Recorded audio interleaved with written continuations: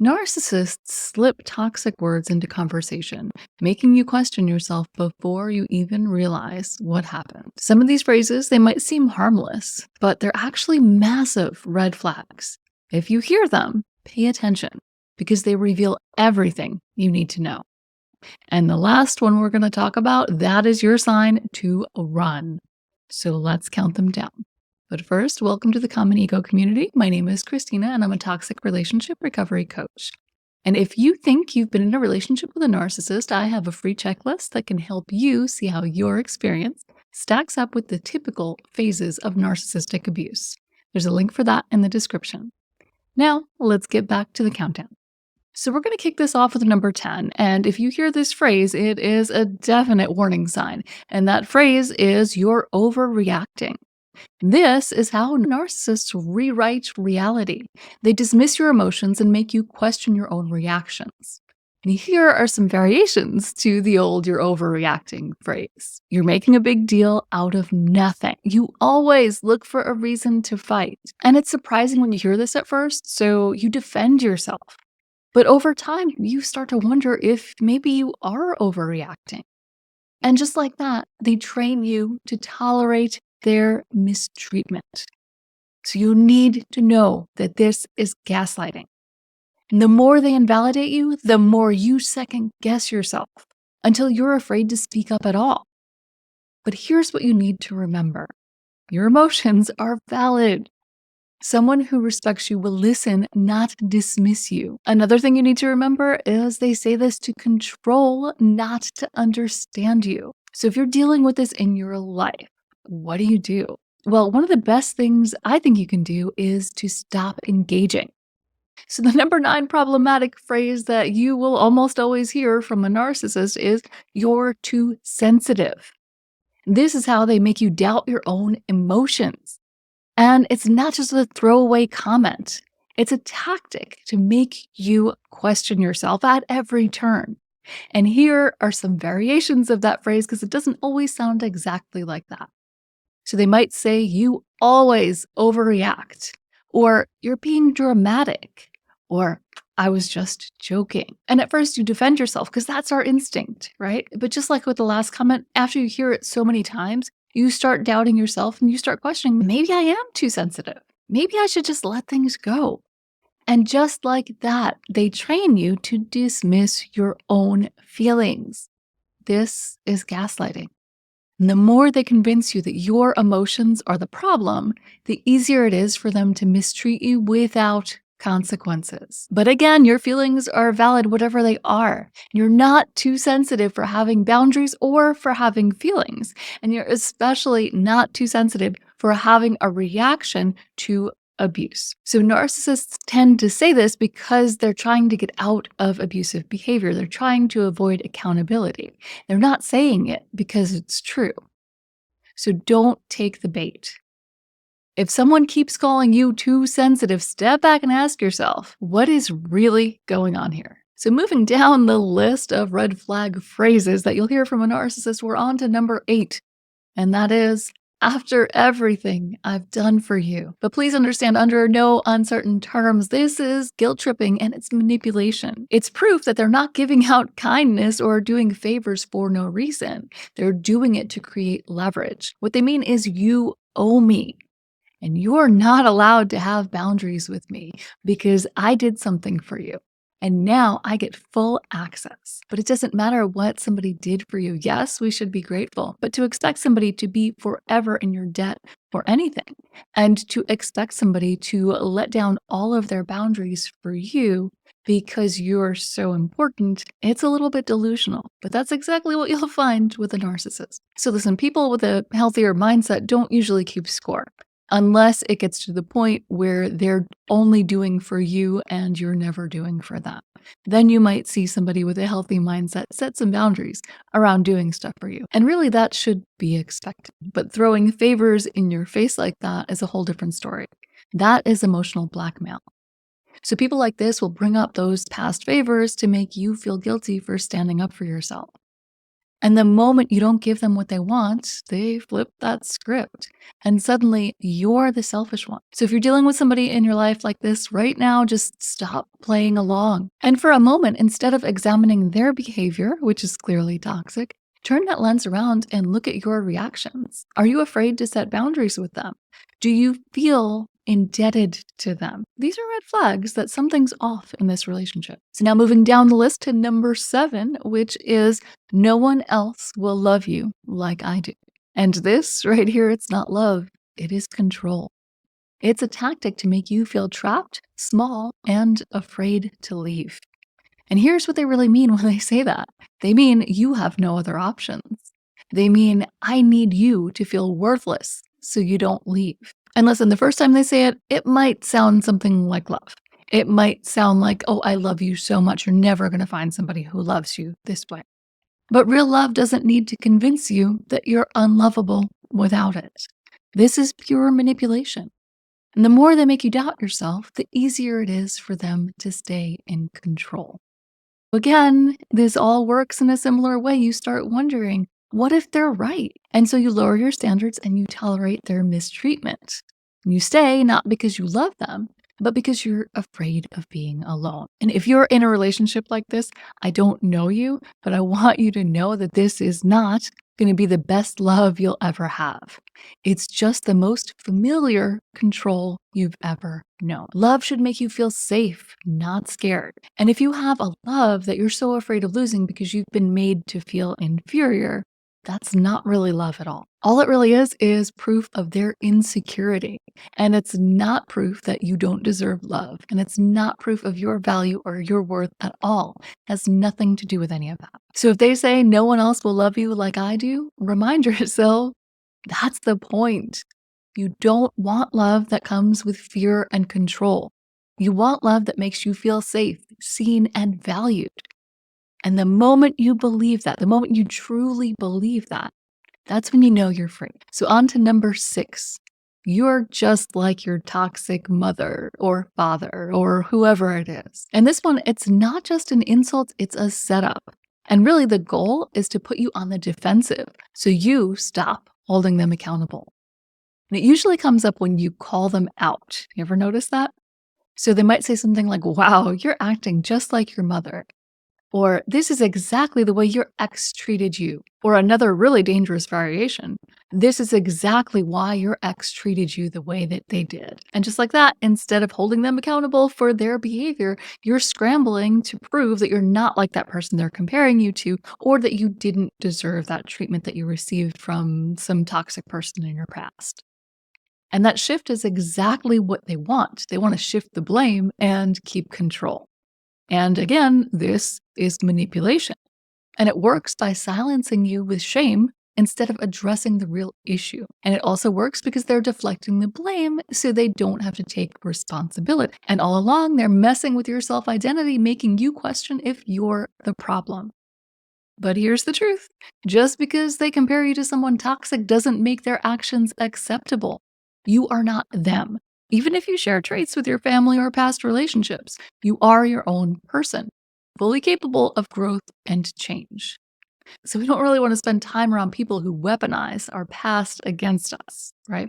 We want people who are going to be in our corner as we heal, not people who are going to be pulling us into the past. So if you're finding yourself in this place, don't take the bait. So instead of defending yourself, redirect the focus back to what matters. And just let them know this isn't about my past.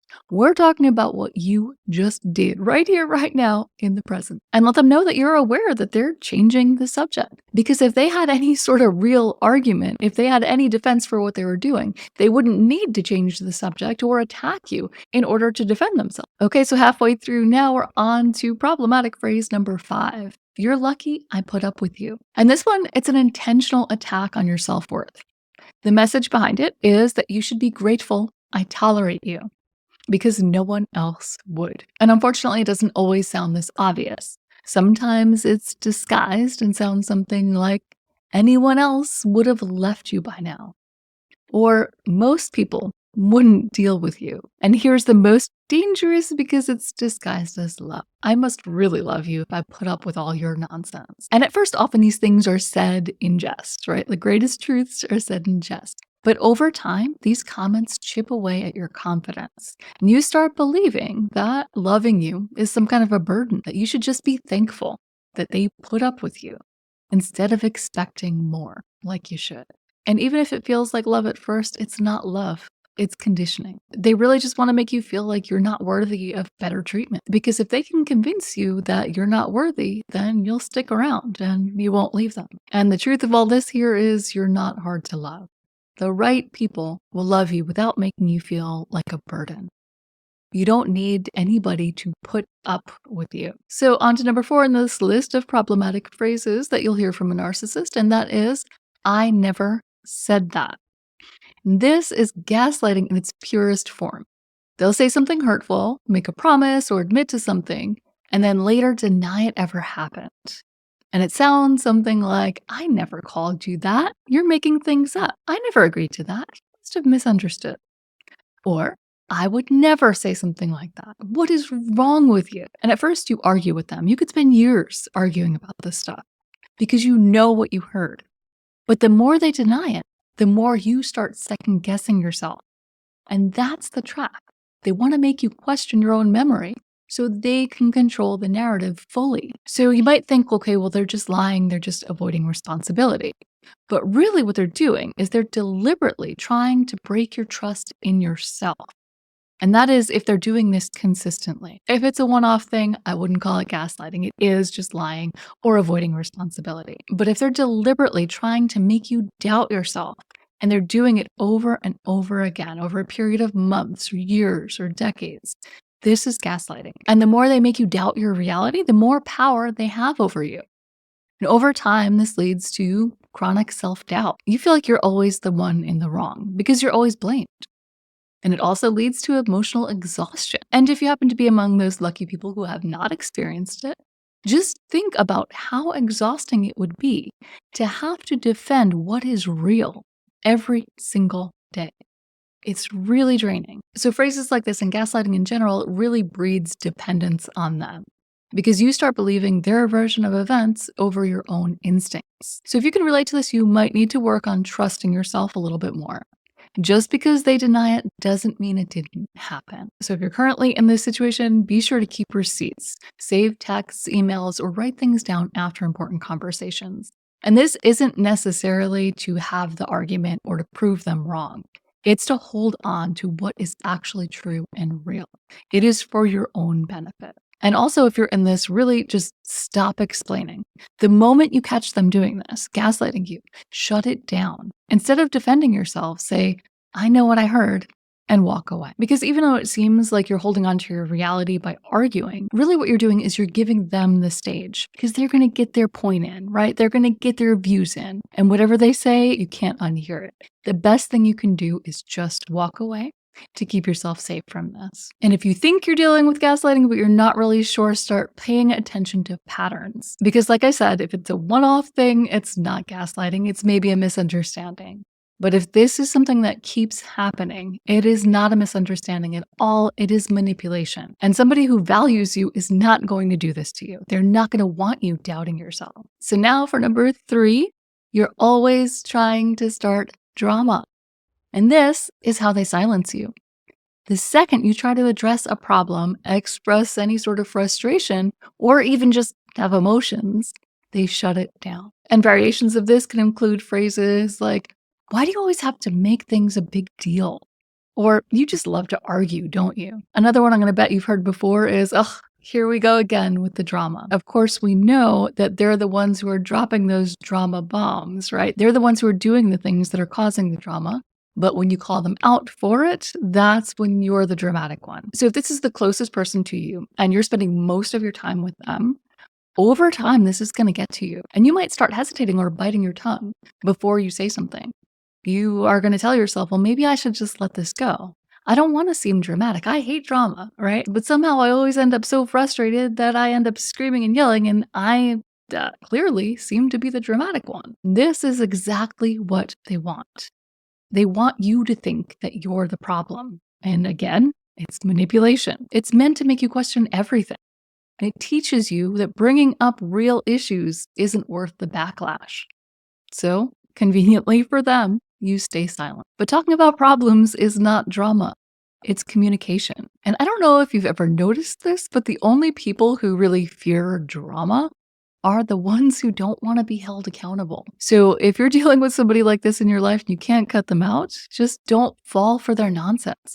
If somebody's constantly calling you dramatic for simply expressing yourself, just take a step back and try to evaluate what is really going on here. So phrase number 2 is, I promise I'll change.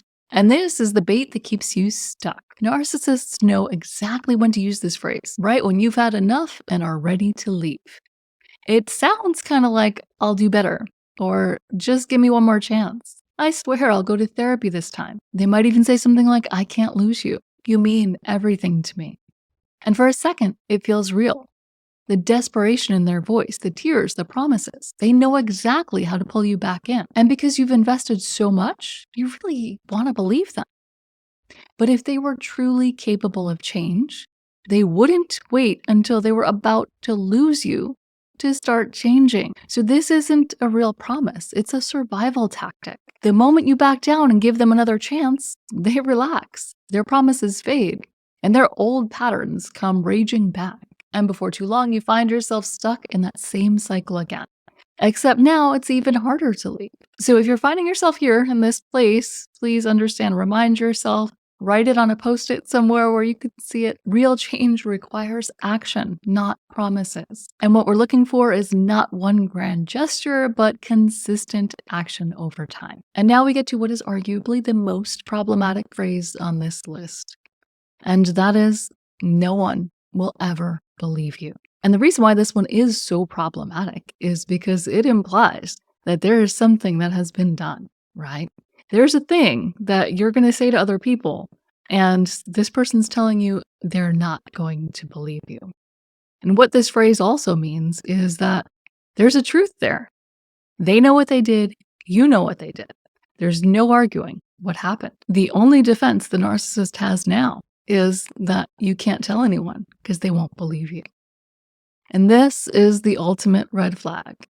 And there's no sugarcoating it. It's psychological warfare. And along with this usually comes a smear campaign, right? It might be happening behind the scenes. You might not even know it, or there might be a smear campaign to follow. But usually there are some phrases that come along with this. And they sound something like, everyone thinks you're crazy anyway. Or you have no proof. And this, along with the smear campaign, is how they discredit you and make you question whether speaking up is even worth it. And depending on how good of a support system you have, you're probably going to start wondering if they're right, if anyone would really take their side. And you think, well, what if I look dramatic, right? What if I look irrational, like I'm just causing problems or making up lies? And that doubt is exactly what they need to keep you quiet. This is a massive red flag. A healthy person, no matter how angry or defensive, would ever say anything like this. Not unless they were facing someone who was actually going to start spreading lies about them. And sometimes these are empty threats, right? Sometimes they don't really have the ammunition. They don't have the support of other people behind them to really follow through on a smear campaign. So it's really important to take stock of what is reality in this situation. Can they actually pull this off? Can they get people to turn against you? Can they twist the narrative so that if you speak up, they already have a cover story? Because if the answer is no or probably not, that should really weigh heavily in your decision to move forward. Because no matter what, their end goal is to make you think you're powerless. But that's just another one of their lies. The moment you recognize this tactic for what it is, pure manipulation, just like everything else we've talked about on this list, that's the moment you start to take your power back. So if someone ever tells you no one will ever believe you, don't just see it as a red flag, see it as an emergency exit. This is your sign to stop explaining, stop justifying, and start finding the support system that will remind you of the truth that you're not crazy, you're not alone, and you deserve to be free from this manipulation. So if you've heard any of these, I want to hear about it. Drop a comment below. And let's call out these toxic patterns together. And if you found this helpful, go ahead and like this video and hit subscribe because we're breaking free from narcissistic abuse here every single week. And if you want to get a feel for what really happens when you start breaking free and a narcissist starts losing control, watch the video that just popped up on the screen. And I'll see you next time.